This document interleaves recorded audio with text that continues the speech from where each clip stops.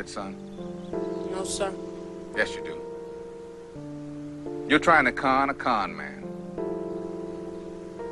You're not even learning anything on the streets, are you? You come with me.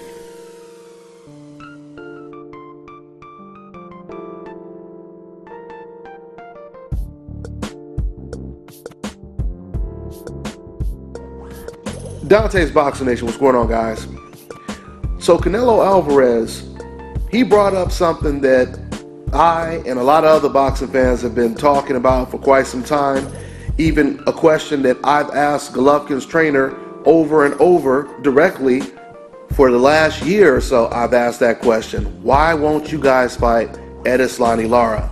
And trainer Abel Sanchez, he's given me many different excuses why they won't fight Golovkin-Lara. But the most hypocritical excuse is when Abel Sanchez told me that he believes that Willie Monroe is bigger than Golovkin-Lara. This is what Abel Sanchez told me. I still have the interview on my channel. He told me that Willie Monroe is a bigger name than Golovkin-Lara. This is after Golovkin-Lara had already fought on pay-per-view against Canelo Alvarez. Despite the fact that Golovkin-Lara, he's fought on big boxing networks 5 times more than Willie Monroe has, so we know who's gotten way more exposure. This is the excuse that Abel Sanchez used. Now, before I go ahead and talk about what Canelo Alvarez had to say about Golovkin against Golovkin-Lara, I want to make it clear, if you guys pay attention to the excuses that Gennady Golovkin or Golovkin's trainer or promoter, the excuses they make for why they're not fighting Lara is never congruent with the excuses that you often hear emotionally attached fans use on the streets or on the internet. Just think about that for a second. Now, let's get into what Canelo Alvarez had to say on this matter. Quote, Golovkin-Lara is one of the names out there, a 154-pounder, a great fighter that I fought. He's a great fighter. He's calling him out, Golovkin that is, he's calling him out. He isn't taking the challenge. And he's a great fighter. Lara would give Golovkin a lot of problems. End quote. Now, the first thing I want to say is, listen, we all know that Canelo Alvarez has contradicted himself, and he's no doubt about it a hypocrite when it comes to the whole Gennady Golovkin situation. We know that already. But with that being said, you would have to admit what I just read to you right now, what Canelo Alvarez just said, it made sense. There's no doubt about it, it made sense. We've heard Canelo Alvarez say on numerous occasions he has a better resume than Gennady Golovkin. He's asked the question to the media over and over again, who has Gennady Golovkin beat? This is what Canelo Alvarez and his team have said repeatedly. And once again, I would have to say, no matter what you think about Canelo Alvarez or Gennady Golovkin, if Canelo Alvarez and Golovkin were to just retire and stop boxing, give up boxing today, who would you say has a better resume? There's no doubt about it, Canelo Alvarez has a much better resume than Gennady Golovkin. And keep in mind, Canelo Alvarez is 8 years younger than Golovkin.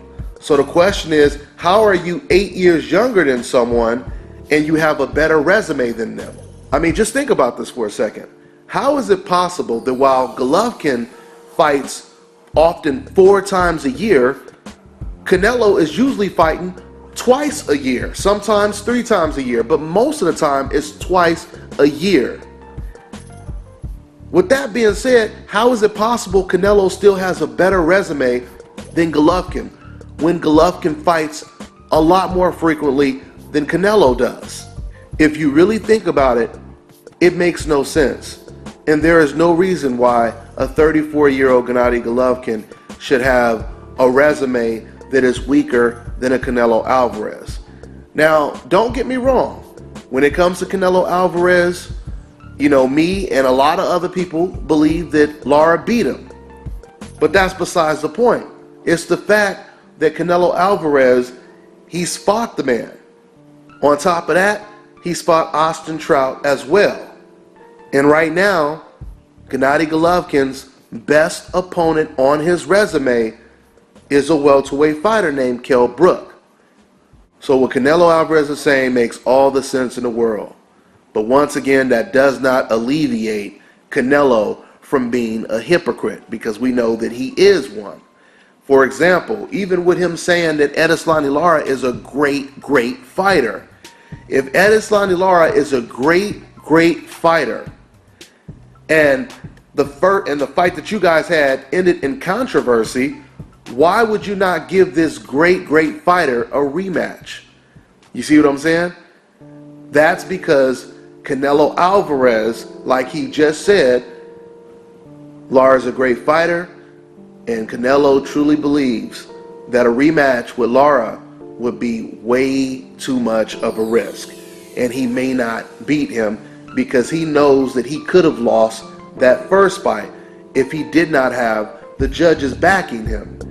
Because one of the judges, and I forgot his name, but I talked about it after the fight, one of the judges that was from New Mexico, he had Canelo Alvarez winning almost every single round.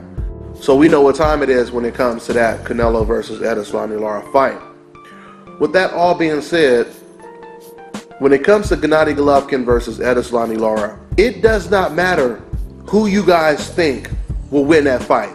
None of that matters. The only thing that matters is that Gennady Golovkin fights Lara.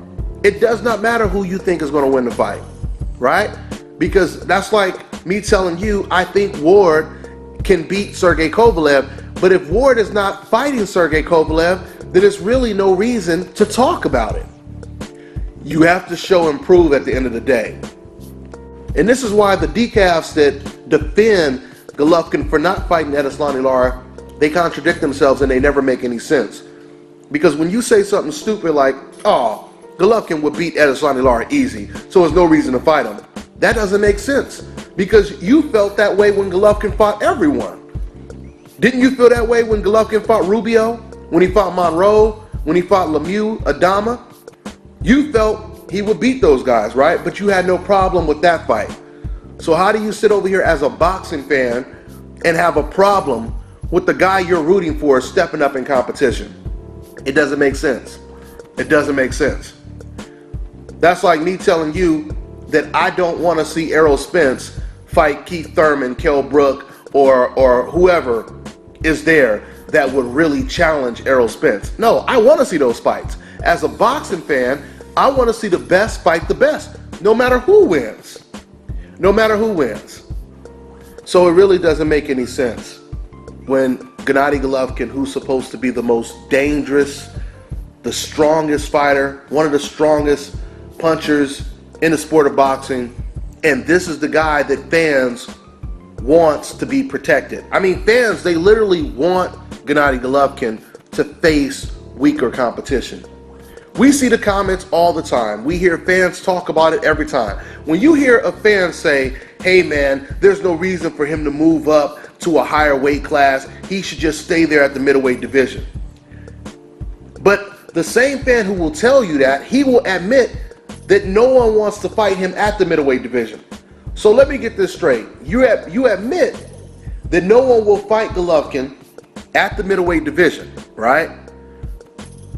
But you would prefer that he stay in a division where no one will fight him instead of moving up to a higher weight class and facing opponents that actually want to fight Gennady Golovkin. How does that make any sense in the world?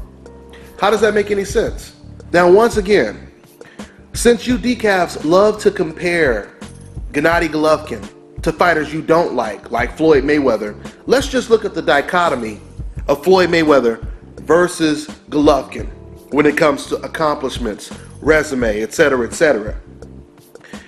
Now, I find it so ironic that the same fans that will say, hey man, stop hating on Gennady Golovkin, you're just hating. The same fans that said that are the same fans that hated Floyd Mayweather's guts. And when you ask them why they hated Floyd Mayweather so much, they would say because he's a cherry picker, because he's overrated, because he's a runner, because etc., etc., etc., right? But the main reason they would say they hate him is because he's trying to protect his undefeated record, this and that, this and that. How does it logically make any sense that you're going to praise Gennady Golovkin, who hasn't done anywhere near as much as Floyd Mayweather has done, but then you want to turn around and you want to call Floyd Mayweather a cherry picker? This is how we know what time it is. This is how, once again, we know that it has nothing to do with boxing. When you hear fans make these type of contradictions, right? It's okay for a feather-fisted Floyd Mayweather to move up 5 weight classes, fight guys that are 15 to 20 pounds bigger than him, stronger than him, younger than him. But when it comes to one of the hardest punchers in the entire sport, you want him to stay in the middleweight or at the middleweight division. Even if no one will fight him at the middleweight division, you prefer him fight nobodies for the rest of his career just to guarantee he continues to win. Hypocrisy at its finest. Hypocrisy at its finest. I told you guys before Floyd Mayweather agreed to fight Manny Pacquiao, you had media members along with boxing fans that were talking about how they didn't like Floyd because all he wanted to do was protect his undefeated record, etc., etc. And now we find out that it was you all along that wanted to have a fighter that you personally liked and wanted to root for, and you deep down wanted to protect that guy's record. You wanted to protect his record. So at the end of the day, this video is not to try to protect Canelo Alvarez from Gennady Golovkin, but when I hear someone say something that makes sense, I'm going to tell you that it makes sense. And that is what you call being impartial. Speaking of Canelo Alvarez saying something that makes sense, let me read something else he said in this same article. Canelo said, quote, 154 pounds is my weight. I'm taking care of my career step by step, and I'm going in the direction I'm going. The direction of my career, not the direction of any other fighter. Right now, it's 154, and eventually, I'll get there to 160. But it'll be at my pace and in my time because it's my career. End quote. Something that stands out to me is one word in that whole piece, and that is my. My. It's my career. It's my pace. When I feel like moving up, etc., etc. I like the fact that Canelo cleared that up, that it is at his pace. You know why it's important he clears that up? Because now we know, I mean, I've already known, but now we know for a fact that these are Canelo Alvarez's decisions when he decides not to fight Gennady Golovkin. This is all Canelo Alvarez, okay? It has nothing to do with Oscar De La Hoya pulling strings. Fans cannot sit here and say it's only because of Oscar De La Hoya, Canelo really wants to fight him. No. Canelo Alvarez has said on numerous occasions, it's my decision. It's my pace. When my body is ready to move up to 160, that's when I'll fight Gennady Golovkin. You can even go back to the post-fight press conference after the Canelo versus Cotto fight. And you hear Oscar De La Hoya say, you know, I got to go to Canelo Alvarez and, you know, see if that's what he wants next. He said that.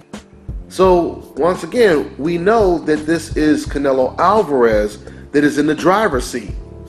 So with that all being said, that's pretty much all I got for now, guys. I'm on to the next one. This is Bobby, and you're watching Dante's Boxing Nation. Love that.